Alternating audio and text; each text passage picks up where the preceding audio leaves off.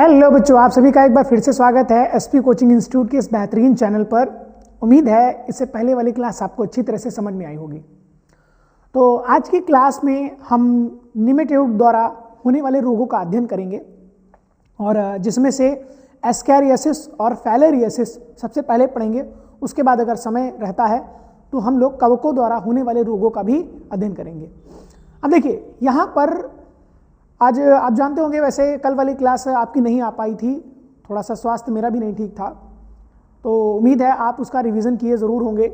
अगर नहीं करते हैं तो जिस दिन क्लास ना हुआ करे तो उस दिन अगर समय जो आप व्यतीत करते हैं क्लास को लेने के लिए, उसका समय का बहुत ही अच्छी तरह से उपयोग किया करें, दुरुपयोग ना किया करें। तो जो भी मैं पढ़ाया करूं उसका रिवीजन ज़रूर किया करें। तो अब आज की क्लास में हमारे लास्ट डिजीज़ होंगे, जिसमें हम कवकों द्वारा और ये निमेटोड द्वारा होने वाले रोगों का अध्ययन करेंगे।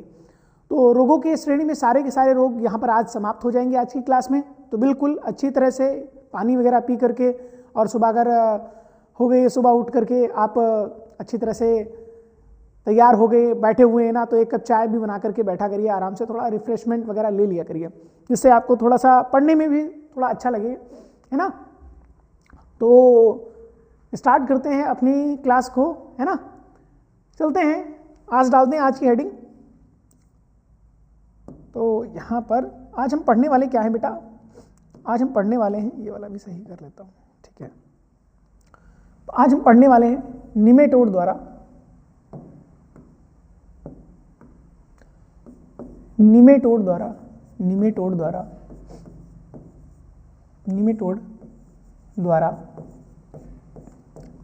होने वाले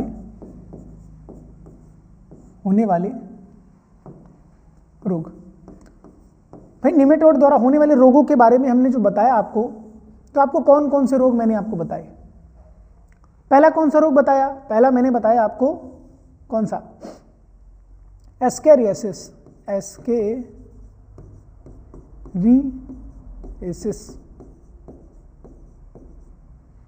ठीक है। पहले कौन सा बताया? एस्कैरियोसिस। दूसरा मैंने आपको क्या बताया? दूसरा आपको बताया कि फैलेरियोसिस,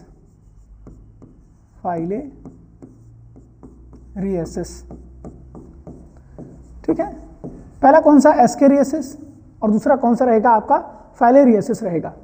तो इस वाली हेडिंग पे डबल स्टार आप बना लें, है ना। और रोगों के क्या क्या हमने बताए थे? रोग का कारक। तो सबसे पहले हम पहले वाले रोग का लिख लेते हैं। तो कहेंगे हम किसका नाम लिखें?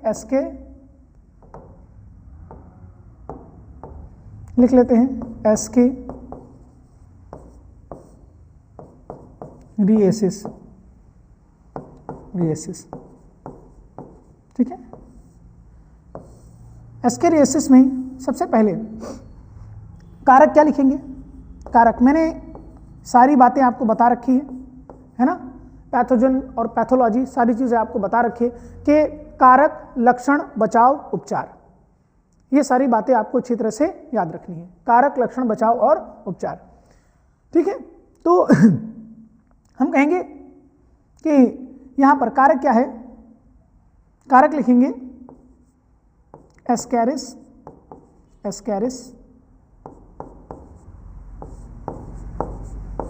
लुम्ब्री,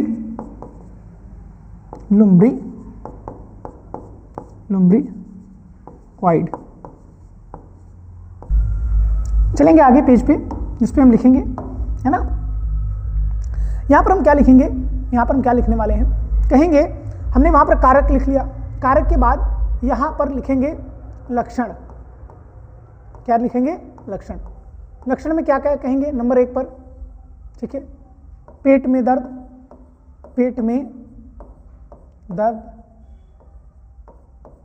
ठीक है। नंबर 2, उल्टी आना,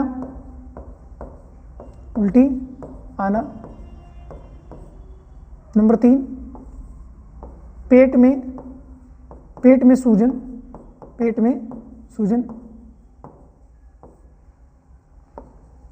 भूख ना लगना, ठीक है।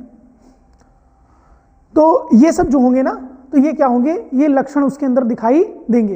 अब क्या कहेंगे कि अधिक प्रभाव होने पर, ये नोट पॉइंट बना करके लिख लीजिएगा, है ना, ये नोट पॉइंट बना करके लिख लीजिएगा।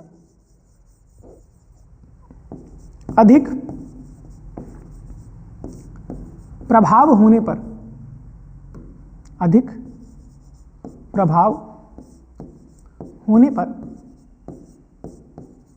ठीक है, देखिए अधिक प्रभाव होने पर क्या होता है, जब इसका ज्यादा प्रभाव होता है तो ये आंत की दीवार में छिद्र उत्पन्न कर देता है, और वो जो इसके अंडे होते हैं स्कैरिस के, वो रक्त के अंदर प्रवेश कर जाते हैं, ये रक्त के अंदर प्रवेश कर जाते हैं। कई बार ऐसा होता है कि लिवर, प्लीहा वगैरह को भी डैमेज करने का काम करते हैं, ठीक है, वहां पर भी ग्रो करना। कई बार ऐसा होता है कि श्वसन तंत्र तक ये पहुंच जाते हैं और आंख के नीचे, ठीक है, और कभी कभी क्या होता है, खांसता है ना आदमी, तो कभी कभी मुख से बाहर आ जाते हैं, जब इतना बहुत ज्यादा प्रभावी होता है, ये बहुत अधिक प्रभावी होने पर गले तक आ जाते हैं। गले तक आने के बाद जब कोई भी खांसता है तो मुख से बाहर आ जाते हैं, कि एस्कैरिस जो होते हैं ना मुख से बाहर आ जाते हैं। तो कहेंगे अधिक प्रभाव होने पर ये आंतरीय दीवारों में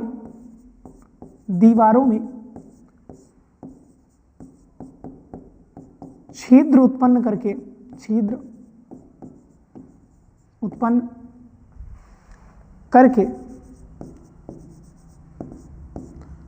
रक्त में प्रवेश कर जाता है, प्रवेश कर जाता है, रक्त में प्रवेश कर जाता है। वृक्क, ठीक है, मेरुरज्जु यानी कि स्पाइनल कार्ड, मेरुरज्जु, और पेशियों को भी, पेशियों तथा लिख लो, तथा पेशियों को भी प्रभावित करता है, पेशियों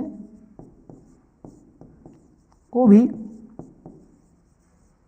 प्रभावित करने का कार्य करता है, प्रभावित करने का कार्य करता है।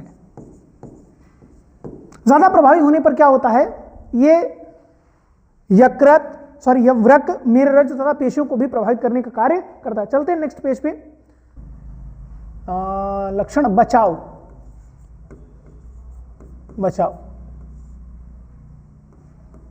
तो था, पहले संक्रमण लिख लेते हैं ना, पहले संक्रमण लिख लेते हैं। क्या लिखेंगे, संक्रमण। संक्रमण देखिए कैसे होगा।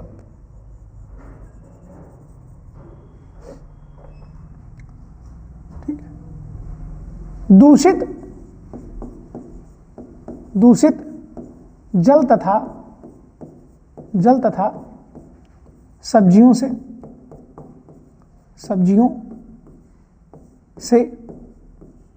ठीक है,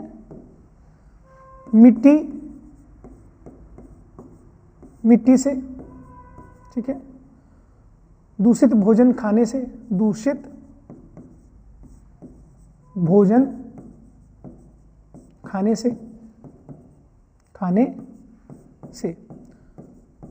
अब देखिए मैंने आपको बताया था जो संक्रमण का अगर उल्टा कर दें तो वही क्या हो जाता है, बचाव हो जाता है।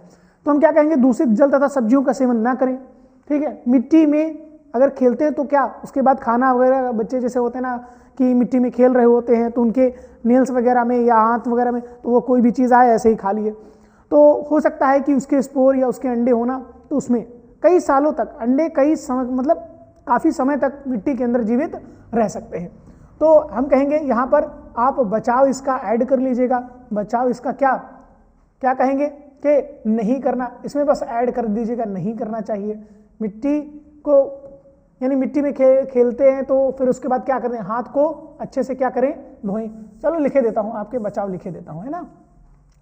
फिर क्या लिख दें यहीं पर, क्या लिख देते हैं, बचाव। कह रहे हैं साफ सफाई का विशेष ध्यान दें, साफ सफाई का विशेष ध्यान दें, विशेष ध्यान दी। कभी क्या होती, जैसे गाजर वगैरह, लोग गाजर या मूली खाते हैं, गाजर का जो होते हैं ना, जहाँ से छोटी रूट्स वगैरह निकली होती पतली पतली, वो क्या होती है कि उसके अंदर मिट्टी फंसी होती है। वहाँ पर जब आप देखेंगे छोटी छोटी मिट्टी फंसी होती है, उसमें कई बार ऐसा होता है कि उसमें भी स्पोर उपस्थित हो सकते हैं या इसके अंडे उपस्थित हो सकते हैं। सब्जियों को अच्छी तरह पकाकर खाना चाहिए, अच्छी तरह पकाकर खाना चाहिए। ठीक,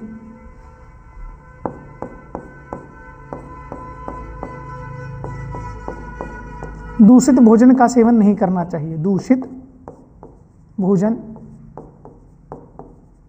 का सेवन नहीं करना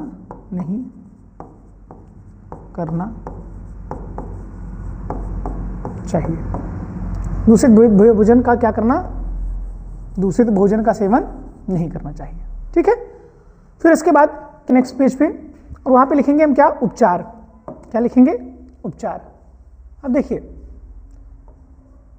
उपचार में जब हम कहेंगे, ध्यान से समझिएगा। ठीक है, देखिए ये पैरासाइट है। पैरासाइट का मतलब परजीवी होते हैं जो हमारे शरीर के अंदर, हमारे शरीर से ही पोषण प्राप्त करते हैं। दुनिया में सबसे गंदे यही जानवर मुझे लगते हैं, यही जीव मुझे लगते हैं।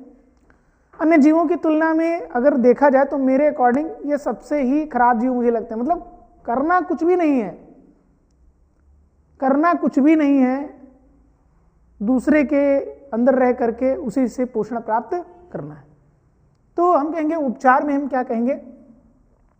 इसमें मुख्य रूप से औषधि आप जानते होंगे, कई बार आपके कॉलेज वगैरह में है ना, CSC जैसे होता है ना, तो या चिकित्सा के ब्रांच से आते हैं कुछ लोग और सभी को एक टैबलेट देते हैं, मीठी टैबलेट होती है, और खाते उसका सेवन करते हैं। अल्बेंडाजोल के नाम से जानते होंगे आप, है ना। अल्बेंडाजोल नामक एक औषधि मिलती है, तो कहेंगे अल्बेंडाजोल। ठीक है, अल्बेंडाजोल। अगर आपको इसके अलावा तो कहेंगे एंटी पैरासिटिक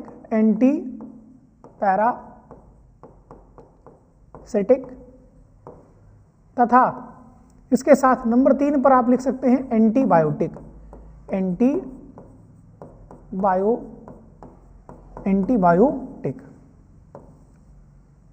इन औषधियों का क्या किया जाता है? प्रयोग किया जाता है। इन औषधियों का क्या किया जाता है बेटा? प्रयोग किया जाता है। उम्मीद है आपको अच्छी तरह से समझ में आ रही होंगी चीजें, है ना। तो अब देखिए, अब इसके बाद हम कहेंगे अगला रोग पढ़ेंगे हम लोग, जिसका नाम है फाइलेरियसिस। फाइलेरियसिस।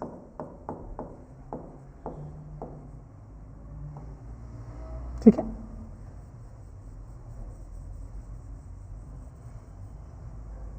अच्छा, इसका उसका वाहक नहीं, इसका वाहक होता है भाई, इसका वाहक होता है जो, तो उसके बारे में भी अभी मैं बताऊंगा आपको। हालांकि इसका जो वायरस होता है वो आपका क्यूलेक्स मच्छर होता है। वो आपका क्या होता है? क्यूलेक्स मच्छर होता है। तो हम कहेंगे सबसे पहले इसका क्या पढ़ेंगे? कारक। क्या पढ़ेंगे बेटा? कारक। कारक में सबसे पहले क्या कहेंगे? वुचेरेरिया।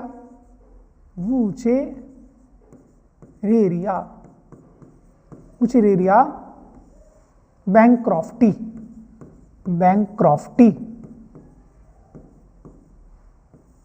बैंक्रॉफ्टाई और क्रॉफ्टी। ठीक है, कारक के बाद हम कहेंगे क्या बेटा? लक्षण। क्या कहेंगे? लक्षण। लक्षण में हम क्या कहेंगे कि इस रोग में मुख्य रूप से निचले भाग के अंगों में तरल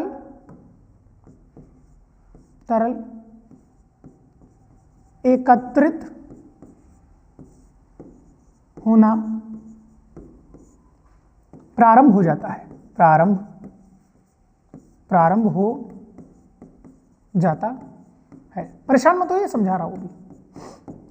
अब क्या होगा, इसमें क्या होता है, नीचे भागों में जैसे पैर होते हैं ना, तो पैर वाले क्षेत्र में पैर हो कहेंगे, और ज्यादातर पैर वाले क्षेत्र में, या फिर हम कहेंगे जो टेस्टिस यानी वृषण होते हैं, तो मुख्य रूप से क्या कहेंगे, मुख्य रूप से कहां बोलेंगे, पैर में। अच्छा, पैर में होने के कारण इसको एक और नाम दिया जाता है, इसको बोलते हैं एलिफेंटिएसिस।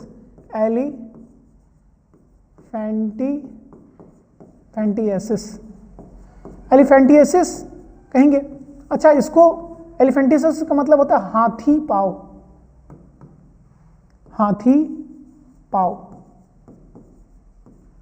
पांव, और इसको फील पांव भी कहते हैं, फील पांव। ठीक है, हाथी पांव और फील पांव के नाम से भी जाना जाता है। तो पैर मुख्य रूप से क्या होगा, ये बात याद रखिएगा, मुख्य रूप से कहां तरल एकत्रित होगा, पैर में। दूसरे नंबर पे क्या लिखेंगे, वृषण में। दूसरे नंबर पे क्या लिखेंगे, वृषण में। अच्छा, इसके साथ याद रखिएगा कि पैर और वृषण के बाद जब हम कहेंगे ना, तो स्त्रियों में जब कहेंगे, यहां पर डालेंगे क्या, स्त्रियों में। क्या लिखेंगे, स्त्रियों में जब कहेंगे ना, तो कहेंगे ना स्तनों में लिखेंगे। क्या कहेंगे, स्तनों में, है ना। इनका आकार क्या हो जाता है, बड़ा हो जाता है। ठीक है, अब देखिए, ये आप समझ गए ना। तो कई बार हो सकता है ऐसा पेशेंट में ये क्या लक्षण नजर आते हैं। बाकी कॉमन जो मैंने आपको बताए, जैसे बुखार आना, इधर लिख लेंगे ना, अगले पेज पे बता दूं, इधर आप लिख लेना, इसका 1 नंबर है, इसका 2 कर देता है ना, इसका 2 कर देता है, बुखार, है ना। नंबर 3, चलने में परेशानी,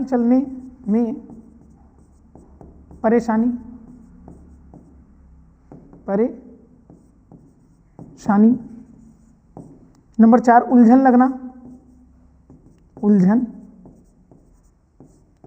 लगना, मतलब एंजाइटी वगैरह भी हो सकती है इससे। ठीक है, तो कहेंगे फिर इसके बाद कारण, लक्षण, और अब देखिए, अब इसका कहेंगे वाहक। क्या कहेंगे, वाहक जो होता है, तो कहेंगे क्यूलेक्स मच्छर। क्यूलेक्स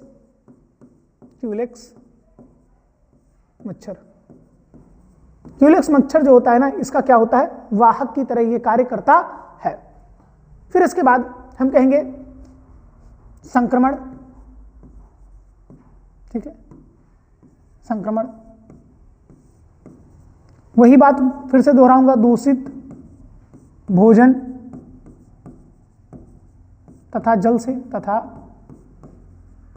से, ठीक है, मच्छर के काटने से,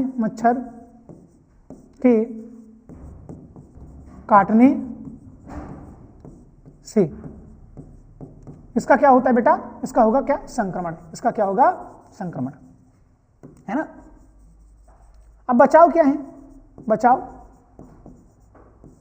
जो मच्छरों से बचना है, तो आपने बचाव पहले ही लिख रखे होंगे, तो आप यहां पर मैं क्वेश्चन मार्क लगा दे रहा हूं, आप अपनी कॉपी से पहले से ही आप ऐड कर कि आप इसका, इससे पहले आपके पास लिखा होगा बेटा, आप देखेंगे ना, अगर पढ़े होंगे ना तो आपके पास लिखा होगा। ठीक, बचाव के बाद हम कहेंगे इसी पेज पे अपनी इस डिजीज को भी खत्म करेंगे, कहेंगे ना उपचार।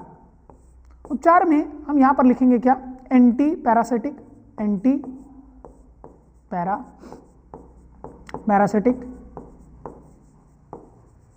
और इसके साथ साथ नंबर 2 पर क्या लिखेंगे, एंटीबायोटिक। देखिए, मैं पहले ही कह रहा हूं, ध्यान दीजिए मेरी बात का, कि कारक, लक्षण और बचाव ये सबसे ज्यादा इंपॉर्टेंट होंगे। कारक, लक्षण, बचाव, और जो आपको बताया जांच, ये 4 पॉइंट हर एक डिजीज को आपको अच्छी तरह से आना चाहिए। वरना आप देख रहे हैं एंटीबायोटिक है ना, और एंटी पैरासिटिक, पैरासिटिक है तो एंटी पैरासिटिक जोड़ देते हैं, बैक्टीरिया तो एंटीबायोटिक जोड़ देते हैं, एंटीवायरल और एंटीबायोटिक, और एंटीबायोटिक लगभग आप देख रहे हैं ना सभी जगह पर प्रयोग की जाती है। अब हम पढ़ेंगे कवकों द्वारा होने वाले रोग। कवकों द्वारा होने वाले रोग, ठीक है। अब ध्यान दीजिए, एक पर पढ़ेंगे ट्राइकोफाइटॉन।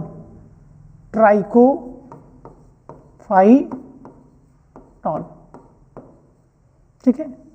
अब देखिए ट्राइकोफाइटॉन में क्या कहेंगे नंबर 1 पर, कि ये मुख्य रूप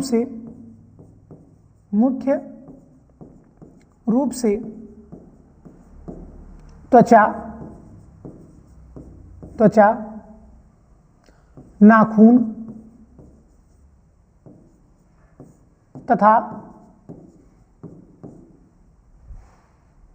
बालों को प्रभावित करता है, प्रभावित करता है। अब देखिए जो कवक है, कवक जैसे दाद, खाज, खुजली, इसके लिए क्या बोलेंगे, कवकों में क्या क्या होगा, दाद, खाज और खुजली, इनको याद रखिएगा है ना, दाद, खाज और खुजली। ट्राइकोफाइटॉन, फिर इसके बाद बोलेंगे ना नंबर 2 पर माइक्रोस्पोरम।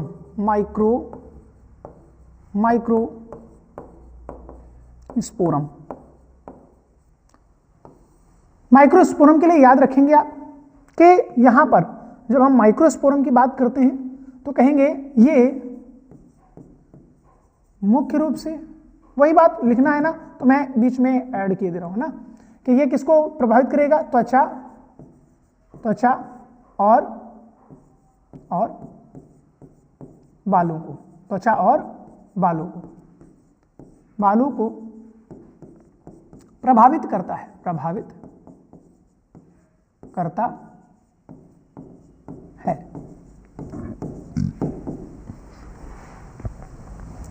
परंतु लिखेंगे, परंतु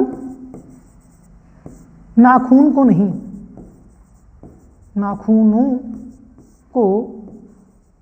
नहीं, यानी माइक्रोस्पोरम ऐसा है जो कि नाखूनों को प्रभावित नहीं करता है, ठीक है। कई बार ऐसा भी होता है जब कवकों का ज्यादा आक्रमण हो जाता है ना, तो नाखून वगैरह हो जाते हैं, कुछ लोगों के सड़ जाते हैं, जो पैर के भी नाखून वगैरह होते हैं ना, वो सड़ जाते हैं, धीरे धीरे वो सड़ते चले जाते हैं, ठीक है। अब देखिए फिर इसके बाद लिखेंगे तीसरे नंबर पर एपिडर्मेटोफाइटॉन। एपिडर्मेटोफाइटॉन, ठीक है, एपिडर्मेटोफाइटॉन। अच्छा, एपिडर्मेटोफाइटॉन के लिए क्या कहेंगे हम, ये किसके लिए, त्वचा,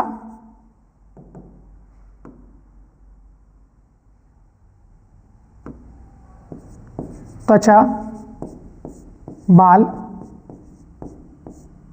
तथा नाखूनों के लिए, यानी नाखूनों को, इनको क्या करेगा, ये प्रभावित करने का कार्य करता है, ठीक है। अब देखिए कहेंगे संक्रमण कैसे होगा, संक्रमण क्या कहेंगे, संक्रमण कैसे होगा, कि नम कपड़ों को पहनने से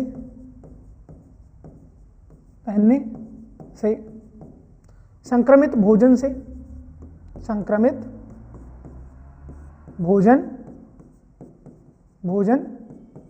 से, अच्छा भाई दांत, खाज, खुजली है तो रोगी के संपर्क में आने से, तो क्या लिखेंगे, रोगी के संपर्क में आने से, रोगी के संपर्क में आने से। अब देखिए अंतिम हेडिंग यानी कि क्या कहेंगे, उपचार। क्या कहेंगे, उपचार। उपचार में बेटा क्या लिखेंगे, सबसे बढ़िया क्या लिख लें, एंटी फंगल। Anti fungal. और फिर क्या लिखेंगे, एंटीबायोटिक। एंटीबायोटिक्स या एंटीबायोटिक, इन औषधियों का क्या किया जाता है, प्रयोग किया जाता है। तो उम्मीद है ये रोग आपको अच्छी तरह से समझ में आए होंगे। तो क्लास ये बात बहुत अच्छी तरह से ध्यान रखिए कि आज हमारे ये रोग जो हैं, आज सारे रोगों का कारण, लक्षण, बचाव, उपचार सब कुछ मैंने समझा दिया है। और कोशिश ये करें कि एक बार सभी रोगों का अध्ययन कर लें। उनको जो मैंने लिस्ट बताया है वो लिस्ट को भी आप तैयार कर लें, बना लें। उस चार्ट को अपने रूम में पेस्ट कर लें जहां पर आपकी नजरें पड़े। मैंने आपको बताया था अच्छी तरह से कि क्या करना है और क्या नहीं करना है। ठीक है बेटा, तो उम्मीद है ये क्लास भी आपको अच्छी तरह से समझ में आई होगी। तो आज की क्लास के लिए इतना ही रखते हैं। पर जाते जाते आज मैं आपको एक छोटी सी पोइट्री ज़रूर सुना के जाऊंगा, शायद आप उससे कुछ सीख पाएँ, कुछ अच्छा लगे आपको भी सुन के। तो कहेंगे हम, ऐ ज़िंदगी मैंने कुछ कहा, ऐ ज़िंदगी मैंने कुछ कहा पर तूने शायद सुना नहीं। तू छीन सकती है बचपन मेरा पर बचपना नहीं। और हर इंसान बुरा नहीं होता, हर इंसान का दिल बुरा नहीं होता। बुझ जाते हैं दिए कभी तेल की कमी से, हर बार कसूर हवाओं का ही नहीं होता। तो कई बार ऐसा होता है हमारे जीवन में कि हम किसी को दोषी ठहराते हैं, लेकिन किसी को दोषी ठहराने से पहले ये सोच लिया करें, हर व्यक्ति अपनी परिस्थितियों के अनुसार कार्य करता है। जिसकी जैसी परिस्थितियां थी उसने उसी के अनुसार कार्य किया। तो थैंक यू क्लास, आज के लिए इतना ही। मिलते हैं अपने अगले लेक्चर में, जो कि हम अब प्रतिरक्षा तंत्र के बारे में पढ़ेंगे। ठीक है, तो थैंक यू क्लास, आज के लिए इतना ही। Thank you so much.